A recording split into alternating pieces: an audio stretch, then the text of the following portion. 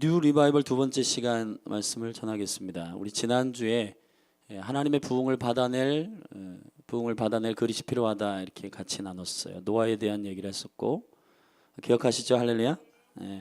노아에 대한 얘기를 했었고, 노아가 완전한 자라, 당대의 완전한 자고 의인이고 또 주님과 동행하는 사람이었다라고 같이 말씀을 나눴습니다. 오늘 두 번째 뉴 리바이벌, 저를 따릅시다. 새로운 부흥은 제자리를 찾아가는 것이다.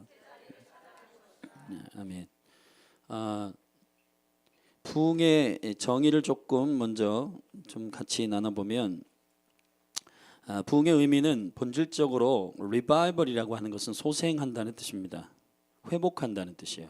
근데 보통 우리가 그 리바이벌, 부흥이라고 하는 말을 이렇게 딱 들었을 때, 과거에 리바이벌 안에는 각성과 회복, 이 두 가지의 되게 중요한 코드가 있어요. 근데 각성을 중요하게 여기다 보니까 깨달음과 또 감동, 이런 것들에 포커스를 맞추다 보니까 현상에 우리가 이 회개 그리고 리바이벌을 맞추게 되죠. 그래서 울고 불고 또 이렇게 막 콧물 눈물 흘리고 그런 기억들이 우리 안에 리바이벌의 그 기억으로 남아 있어요. 그러나 부흥에 있어서 더 중요한 키는 돌아가는 것입니다. 실제의 삶이 그렇게 변화되는 거예요. 아멘. 우리 개인적인 삶이 변화된, 체인지될 뿐만 아니라 이 도시가, 이 나라가 구조적으로 트랜스포메이션 되는 거예요. 아멘. 변혁되는 것을 말하는 것입니다. 할렐루야. 그것을 위해서 저와 여러분들이 부르심을 입었어요. 아멘. 그래서 19세기에 일어났던 미국의 대각성 운동의 주역이었던 찰스 핀이 이렇게 말했습니다. 부흥은 하나님을 향한 죄인들의 각성과 돌이킴, 회심을 낳는 그리스도인의 첫사랑의 회복을 말한다. 동의하시면 아멘 하십시다. 세계적인 청교도 개혁 신학자인 제임스 패커는 부흥에 대해서 이렇게 얘기했어요. 부흥은 하나님께서 하나님의 교회를 소생시키는 일이며 하나님의 진노를 하나님의 교회에서 멀리 옮기시는 것이고, 하나님께서 자기 백성들의 마음에 찾아오시는 일이며, 하나님께서 자신의 은혜의 주권을 다시 시작하시는 일이다. 아멘. 자, 주님이 앞서 행하시는 일을 다시 시작하시는 일이다. 자, 원래 우리의 포지션은 주님의 뒤를 따르는 것입니다. 아멘. 자, 그 부흥이라고 하는 것은 제자리로 돌아가는 것이에요. 우리가 말하는 뉴 리바이벌은 새로운 프로그램이나 새로운 전략을 말해주는 것을 말하고 있지 않아요. 여러분, 이 교회는 여러분이 혹 생각하는 개념 안에서의 뉴가 없어요. 이 그리스도의 몸된 교회 안에서 뉴, 새롭다라고 하는 것은 주님의 것을 얘기하는 것입니다. 주님으로부터 온 것을 말하는 거예요. 자, 우리가 흔히 그 패션도 신상이라는 게 있잖아요, 그죠? 할렐루야. 신상. 근데 이 신상이 20년 전에 그 유행했던 그 패션 경향이 지금 다시 나타나고, 이걸 뭐라 그래요? 꽃풍 뭐 이런 거잖아요, 그죠?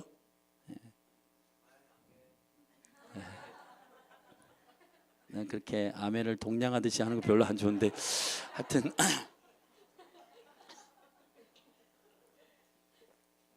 모세 전사님이 아멘을 내가 이렇게 딱 들어보면은 이 진짜 이렇게 예스 해가지고 아멘하는 경우가 있고, 이거는 내가 안 해주면은 목사님이 이게 어려울 것 같다 그렇게 해가지고 이렇게 하는 경우가 있어요, 그죠? 내가 저번 주에 아멘 부대 여기 10명 정도 이렇게 세팅하라니까 가만있어 봐. 모세 전사님이 인맥이 이 정도밖에 안 되나? 겨우 사모님 옆에 앉혀놓고 사모님하고 라임이 옆에 앉혀놓고, 다음 주에 기대해 볼게요. 이 교회도 좀 짜고 치는 뭔가가 있어야지. 할렐루야.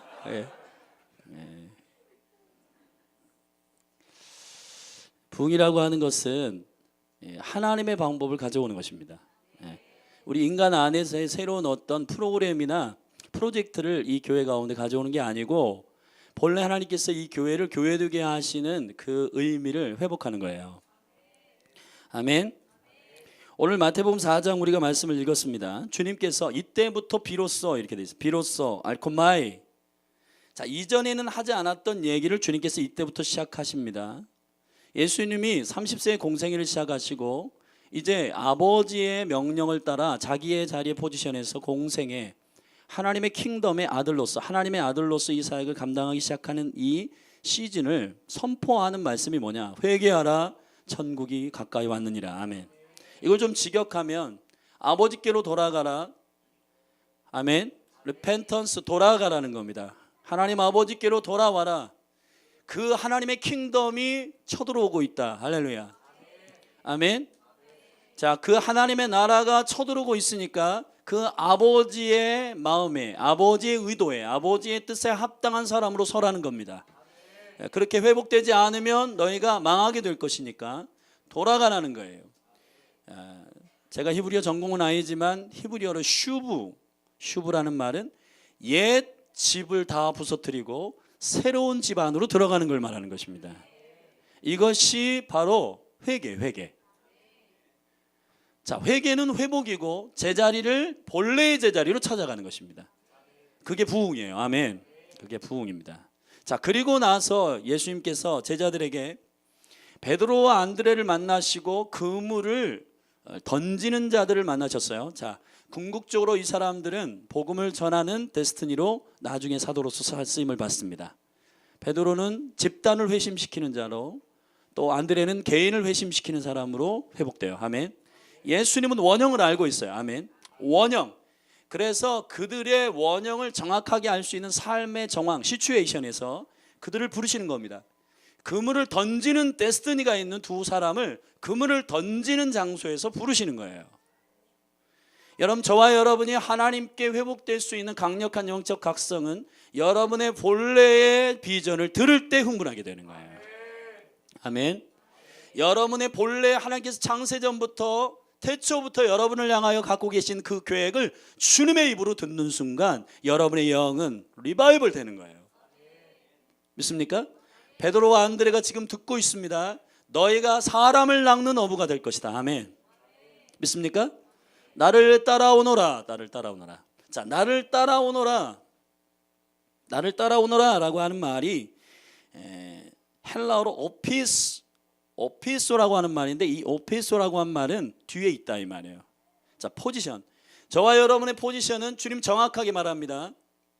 나의 뒤가 너의 포지션이라 이 말이에요. 자, 그럼 예수님이 말씀하십니다. 나의 뒤가 너희들의 정확한 포지션이다.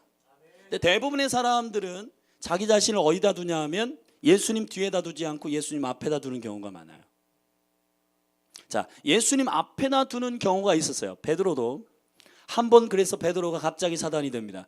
마태복음 16장에서 베드로가 주는 그리스도시요 살아계신 하나님의 아들이십니다. 멋들어지게 이 가이사랴 빌립보에서 그 황제가 통치하고 있는 땅에서 하늘의 성령의 음성을 듣고 아버지께서 알려주시는 예수 그리스도에 대한 명확한 고백을 해요. 신앙의 고백을.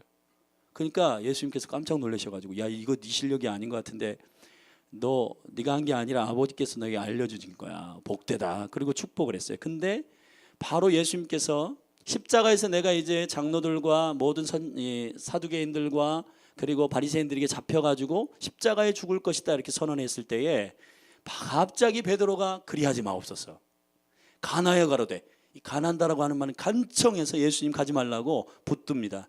그때 예수님께서 베드로를 향하여 이 사단아, 내 등 뒤로 물러가라. 여기서의 물러가라, 뒤로 물러가라, 이 말이 오피소, 너의 자리로 돌아가라는 거예요. 자, 저와 여러분이 사단이 될 수 있는 가능성은 언제냐? 할렐루야. 오늘 여기 시험 들지 마세요. 여러분이 사단이 아니냐 이가 아니라 여러분이 사단의 스피릿 포지션으로 갈 수 있는 조건이 성립될 수가 있다고요. 언제냐? 주님 앞에 가면 여러분이 사단이 돼. 주님의 의견에 대적하면 사단이 된다고. 그러나 저와 여러분의 포지션 어디냐? 내 뒤로 물러가라는 거예요. 아멘. 자, 이걸 이제 사단아, 내 등 뒤로 물러가라니 너는 이제 더 이상 나를 따라올 수 없어, 이게 아니라 그 포지션을 말씀해 주시는 거예요. 주님께서 똑같은 말이에요. 나를 따라오너라, 내 등 뒤로 물러가라, 오피소, 내 뒤로 가라는 거예요. 내 뒤로. 할렐루야. 아멘. 사단이 어떻게 해서 사단이 됐나요? 이사야 14장이나 에스겔서 28장에 보면 사단이 원래는 포지션이 있었어. 포지션이 뭐냐? 주님을 찬양하는 포지션이에요. 주님의 이름을 높이는 포지션이야. 그 영광을 받는 포지션이 아니었어요. 근데 자기의 포지션을 벗어났어요. 그래서 내가 북방의 높은 곳에 올라가 이 모든 영광을 받을 것이다 선언하는 순간 그는 본래의 포지션에서 빠져나오는 순간 그는 천사가 아니라 사단이 돼버린 거예요. 자, 성도가 언제 그 영성과 능력을 잃어버립니까? 언제냐면 그 포지션에서 나오는 거예요. 여러분의 포지션은 어디냐? 주님의 뒤라고요. 할렐루야. 여러분의 포지션은 주님의 뒤편이에요. 예수님이 여러분의 포지션을 정확하게 말하고 있습니다. 나를 따라오라고 하는 거예요. 아멘. 자, 나를 따라오기 위해서는 그 뒤편에 이렇게 말해요. 너 자신을 죽이라는 거예요. 자, 궁극적으로 저와 여러분이 포지션을 변개하는 그 10년 가운데에 악이 있어요. 그게 뭐냐면 욕심이에요. 욕심. 그래서 야고보서 1장 15절에는 욕심이 잉태하여 죄를 낳고 죄가 장성하면 사망을 낳는다 그랬습니다. 자, 욕심이 죄를 불러와요. 자, 욕심이 뭐냐? 잘 생각해 보세요. 내가 더 많이 가지려고 하는 것만 욕심이라고 생각하는 사람이 많은데 욕심은 포지션을 벗어나는 겁니다. 월권하는 거예요. 자, 열등함이 심각한 사람은, 자기가 무엇이 없다라고 생각하는 사람은 자기가 아무것도 없고 나는 더 가질 생각이 아니라 하나님 주신 것들을 취하지 못하는 것도 욕심이에요. 그래서 욕심은 어떤 형태로 나타나느냐? 가난한 형태와 완전히 부유한 형태로 나타난다고요. 여러분 10년 가운데 특별히 열등감과 우월감은 하나의 뿌리에서 나오는 거예요. 근데 그 하나의 뿌리에서 나오는 이것은 그게 바로 욕심이에요. 욕심은 뭐냐? 주님의 자리의 포지션에 여러분의 명령, 여러분을 향하여 있으라고 하시는 그곳을 벗어나는 거예요. 그게 욕심이에요. 그게 욕심이에요. 할렐루야. 왜냐하면 우리가 잘 생각해 보시죠. 우리 통념상 욕심은 더 많이 가지려고 하는 개념만 갖고 있지만, 그러나 주님의 명령하실 때에 그 명령을 겸손으로 포장해서 그것을 취하지 않으려고 하는 것도 욕심이에요. 성경이 말하는 욕심이라고 하는 것은 더 많이 가지려고 하는 개념만 있는 게 아니에요. 더 우리가 분별하기 어려운 영역 가운데 제약이 뭔지 아세요? 더 취하려고 하지 않는 영역에 나타나요. 여러분, 가장 존귀한 건 주님께서 여러분에게 주신 것을 그대로 믿음으로 받는 겁니다. 할렐루야. 그냥 나는 안 가질래요, 못합니다, 안 합니다, 이렇게 하는 것이 욕심이 없는 게 아니에요. 욕심이 있는 거야. 그거는 어떤 발로에서 나오냐면 나를 알아달라고 하는 자기 주장이에요. 그 뿌리 자체가 겸손하게 하나님 말씀하시는 것들을 이렇게 취하지 못하고 자기가 열등감에 휩싸여 있고 이렇게 하는 사람들, 이렇게 뿌리가 어디서 나오냐? 그는 자기를 더 알아달라고 하는 공격이에요. 그게 이 심령 안에서 나타나는 현상들이라고. 그게 열등감으로 나타나는 거예요. 그것도 욕심이라고. 욕심. 주님이 말씀하시는 포지션 안으로 여러분이 돌아가시기를 주님의 이름으로 축복합니다. 할렐루야. 성경 한 군데를 찾아보십시다. 계시록 14장인데요.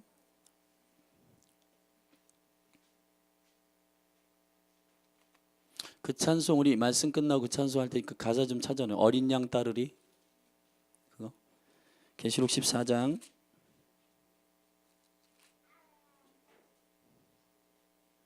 1절부터 4절까지 읽으십시다.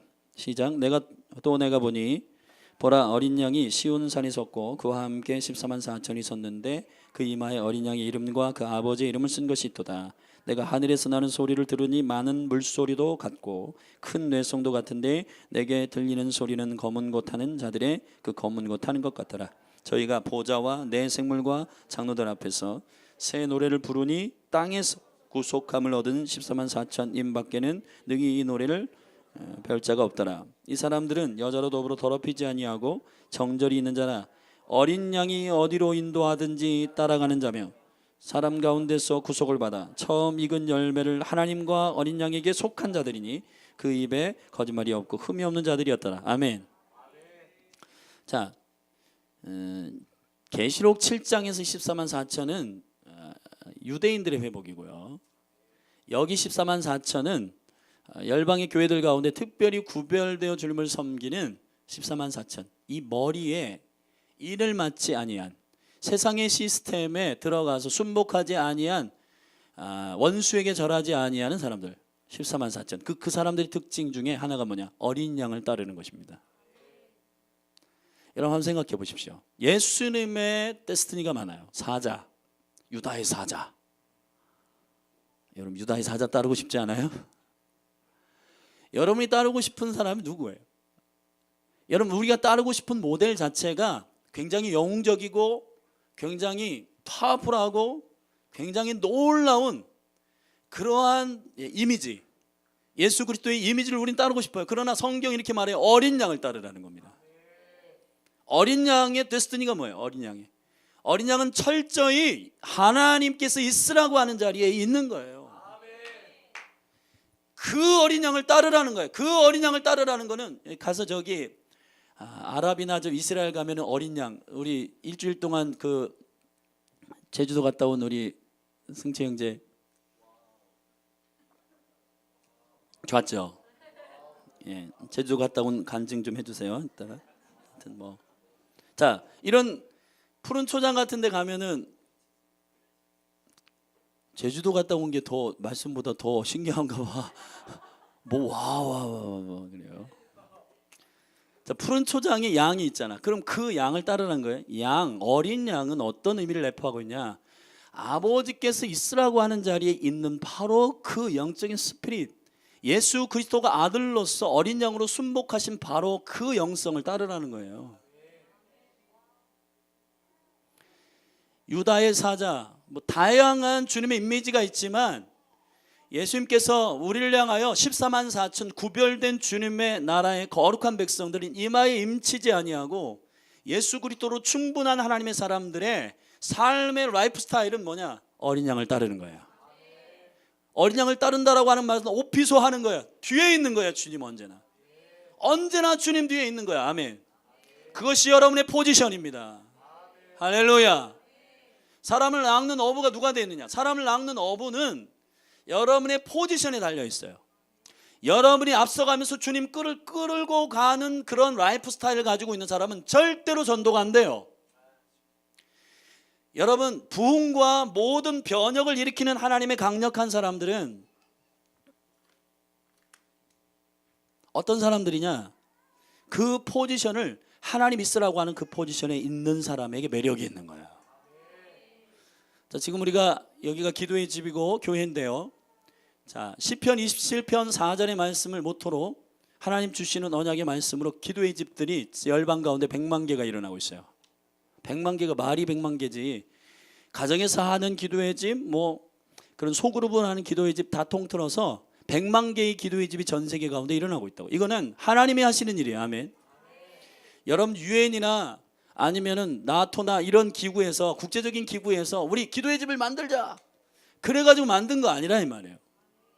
전 세계 열방을 하나님의 거룩한 영으로 운영하시는 그 하나님께서 아버지의 동일한 마음을 기도하는 하나님의 자녀들에게 부으시고, 할렐루야. 전 세계적으로 기도의 집에 어떤 스태프들이, 리더들이 모여가지고 우리 기도의 집을 이렇게 일으키자라고 합의한 적도 없고 그렇게 건의한 적도 없어요. 성령이 각각의 심령 가운데 이 마지막 때에 일으키실 다윗의 장막의 회복을 모든 심령 가운데 아버지의 때를 알게 하시는 그 성령의 감동에 따라 전 세계 열방 가운데 100개의 기도의 집이 일어나고 있는 것입니다. 100만 개. 근데 그 100만 개의 기도의 집에 모토가 되는 말씀이 뭐냐? 시편 27편 4절이에요. 내가 여호와의 집에 거하면서 내 평생에 주님의 아름다움을 앙망한다. 할렐루야. 아멘. 주님의 아름다움. 이 아름다움이 뷰티풀이죠. 뷰티풀. 자, 우리가 예수님 아까 찬양해요. 주는 존귀하신 분, 아름다우신 분.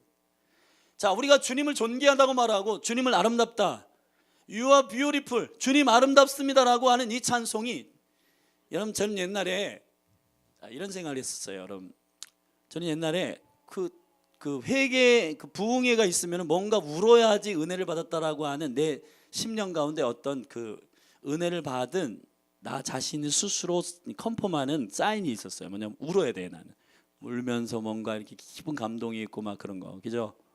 그래가지고 근데 어떤 부흥회 때는 눈물이 잘 안 나는 거야. 근데 그때 이 생각나요. 지금 어떻게 해서 울었냐면은 그 예수 지저스 영화 있잖아요. 크리스마스 때나 성탄절 때 많이 틀어주는 그 예수님 영화 있잖아요. 패션 오브 크라이스트 뭐 그런 거 그때는 없었어. 그런 영화가 없었어. 패션 오브 크라이스트가 그때는 없었는데, 하여튼 그때 상영됐던 예수 영화, 지저스 영화 있잖아요. 그럼 그때 어떤 장면을 이렇게 딱 생각하냐면, 십자가에서 예수님이 막 못 박히고 막 피 흘리고 막 고통당한 그거를 딱 떠올려, 기억을 해가지고 막 쥐어짜는 거야, 막 눈물을. 제가 그랬어요. 중학교 때, 고등학교 때 막 전사님이나 막 목사님들, 강사들이 막 울라 그러는데 나는 하나 감동이 안 되는데 그냥 막 그런 거 상상을 해가지고 막 눈물을 막 흘리고 그랬거든요. 근데 삶은 안 변하더라고요.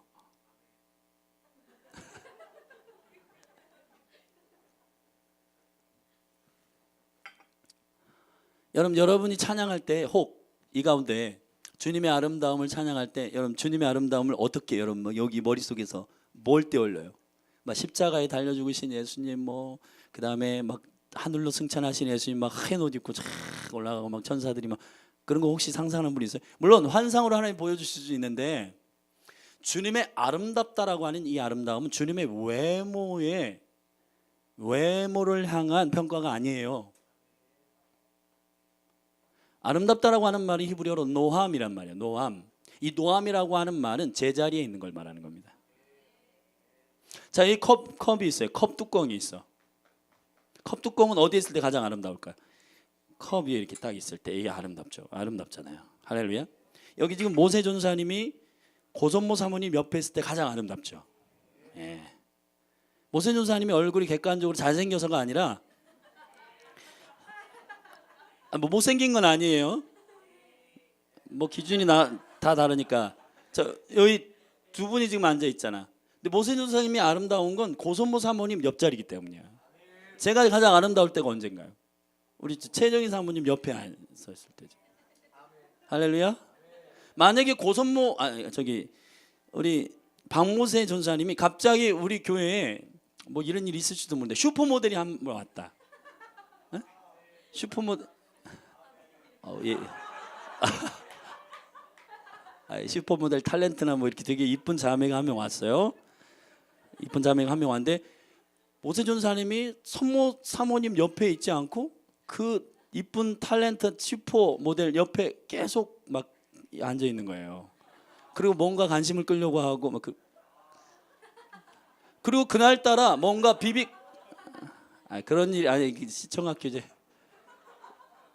그날 따라 화장도 잘 안 하는, 얼굴이 되게 피부가 좋아요, 모세 전사가. 화장을 안 발라도. 근데 그날 따라 눈썹도 좀 그리고, 그 다음에 재수없죠, 그죠? 근데 하여튼 눈썹도 좀 그리고, 그렇다는 얘기가 아니라 눈썹도 좀 그리고 비비크림도 바르고 그 여자의 마음을 좀 이렇게 한번 사로잡아 보려고 뭔가 그런 마음을 가지고 그 자매 옆에 계속해서 치근동대면 그게 아름답지 않다 이 말이에요.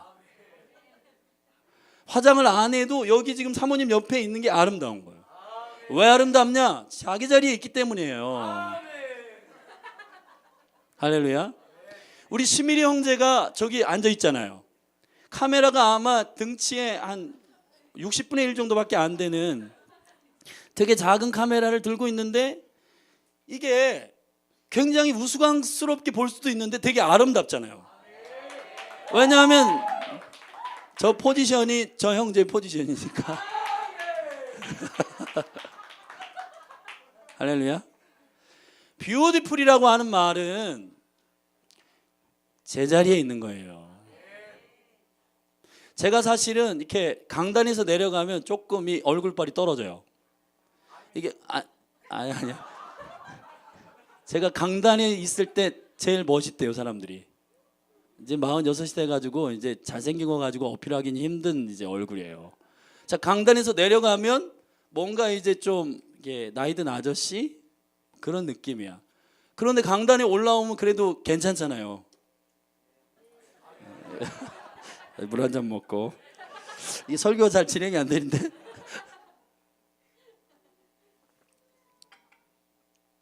왜냐하면 제가 이 자리가 하나님께서 저에게 부르신 자리이기 때문에. 재영 간사가 이렇게 보면은, 우리 재영 선교사님이 이렇게 보면은 되게 탁월하게 예배를 잘하잖아요. 근데 저기 지금 앉아 있잖아요. 아까 예배할 때보다는 별로 멋이 없잖아요. 아니, 멋이 있는데 아까 막 여기서 예배할 때 멋있었잖아요, 그죠? 아름답잖아요, 그렇죠? 머리도 많이 이제 빠지기 전에 그거 고민 많이 있는데 그런 거 그렇지만 아름답잖아요. 근데 왜 아름답냐면 자기 자리에 있기 때문에요. 여러분, 성경에 아름답다는 말은 포지션입니다. 포지션.